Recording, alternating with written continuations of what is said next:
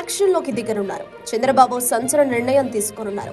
Kakinada port ద్వారా బియ్యం పంపిణీ, రాజ్యసభ పదవుల ఎంపిక, సంక్షేమ పథకాల అమలు విషయంలో ఇద్దరు నేతలు కలిసి ఏకాభిప్రాయానికి రానున్నారు. ఏపీ రాజకీయాల్లో కీలక పరిణామాలు చోటు చేసుకుంటున్నాయి. ఒకవైపు కాకినాడ పోర్టు నుంచి రేషన్ బియ్యం తరలింపు సంచలనంగా మారింది. దీనిపై డిప్యూటీ సీఎం పవన్ సీరియస్ అయ్యారు.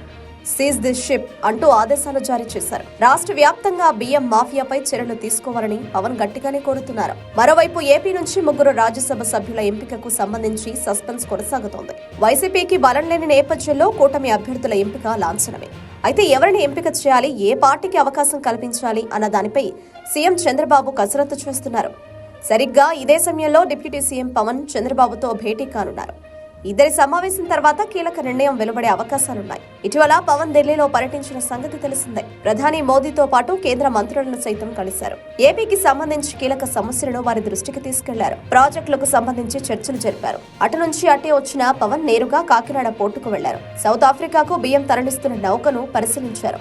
ఈ సందర్భంగా సంచలన వ్యాఖ్యలు చేశారు. వెంటనే కలుగ చేసుకోవాలని కేంద్ర హోం మంత్రిత్వ శాఖకు లేఖ రాశారు. మరోవైపు ఢిల్లీలో రాజ్యసభ స్థానాలకు సంబంధించి పవన్ కేంద్ర పెద్దలతో చర్చించినట్లు వార్తలొచ్చాయి. ఈ పరిణామాల నడుమ చంద్రబాబుతో పవన్ కళ్యాణ్ భేటీ అవుతుండడం ప్రాధాన్యత సంతరించుకుంది. సీఎం చంద్రబాబు ఆహ్వానం మేరకు ఆయన ఇంటికి వెళ్లనున్నారు పవన్ కళ్యాణ్. ఈ భేటీలో ఏం చర్చిస్తారన్నది హాట్ టాపిక్ అవుతోంది. ప్రధానంగా రాజ్యసభ సభ్యులకు సంబంధించి చర్చించనున్నారు. 3 పార్టీలకు ఒక్కో సభ్యుడు ప్రతిపాదనలో మార్పులు జరిగాయి. రాజీనామా చేసిన ఇద్దరిలో బీద మస్తాన్ రావుకు టీడీపీ నుంచి, బీజేపీ నుంచి ఆర్ కృష్ణను ఎంపిక చేయడం దాదాపు ఖరారైంది. అయితే 3వ సీటును టీడీపీకి విడిచిపెడతారా, లేకుంటే పవన్ విజ్ఞప్తి మేరకు నాగబాబుకు కేటాయిస్తారా అన్నది తెలియాల్సి ఉంది. అయితే తెలుగుదేశం పార్టీ నుంచి మాత్రం భారీ స్థాయిలో ఆశావాహులు ఉన్నారు. ఎవరి ప్రయత్నాల్లో వారున్నట్లు తెలుస్తోంది. ప్రధానంగా జనసేన నుంచి నాగబాబు పేరు పెద్ద ఎత్తున ప్రచారం నడిచింది.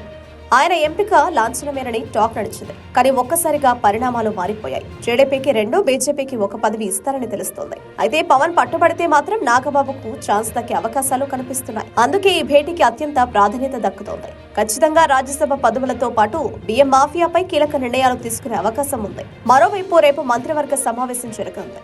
కీలక సంక్షేమ పథకాలకు గ్రీన్ సిగ్నల్ ఇవ్వనున్నారు. అంతకంటే ముందు ఇద్దరు నేతలు పథకాలు, ఇతరత్రా సమస్యలు, రాజకీయాలు అంశాలపై చర్చలు జరపనున్నారు.